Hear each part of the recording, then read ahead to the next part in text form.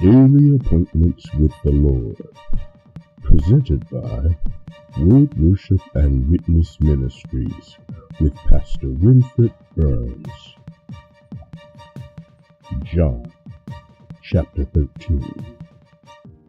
Now before the feast of the Passover, when Jesus knew that his hour had come to depart out of this world to the Father, having loved his own who were in the world, he loved them to the end. During supper, when the devil had already put it into the heart of Judas Iscariot, Simon's son, to betray him, Jesus, knowing that the Father had given all things into his hands, and that he had come from God and was going back to God, rose from supper. He laid aside his outer garments, and taking a towel tied it around his waist. Then he poured water into a basin and began to wash the disciples' feet and to wipe them with the towel that was wrapped around him. He came to Simon Peter, who said to him, "Lord, do you wash my feet?" Jesus answered him, "What I am doing, you do not understand now, but afterward you will understand." Peter said to him, "You will never wash my feet." Jesus answered him, "If I do not wash you, you have no share with me." Simon Peter said to him, "Lord, not my feet only, but also my hands and my head." Jesus said to him, "The one who has bathed does not need to wash, except for his feet, but is completely clean. And you are clean, but not every one of you." For he knew who was to betray him. That was why he said, "Not all of you are clean." When he had washed their feet, and put on his outer garments, and resumed his place, he said to them, "Do you understand what I have done to you? You call me teacher and Lord, and you are right, for so I am. If I then, your Lord and teacher, have washed your feet, you also ought to wash one another's feet. For I have given you an example, that you also should do just as I have done to you. Truly, truly, I say to you, a servant is not greater than his master, nor is a messenger greater than the one who sent him. If you know these things, blessed are you if you do them. I am not speaking of all of you. I know whom I have chosen, but the scripture will be fulfilled. He who ate my bread has lifted his heel against me.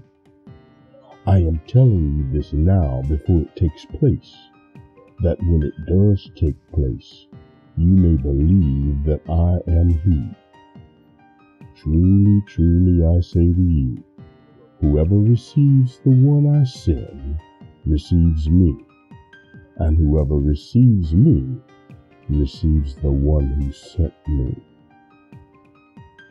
After saying these things, Jesus was troubled in his spirit and testified, "Truly, truly, I say to you, one of you will betray me."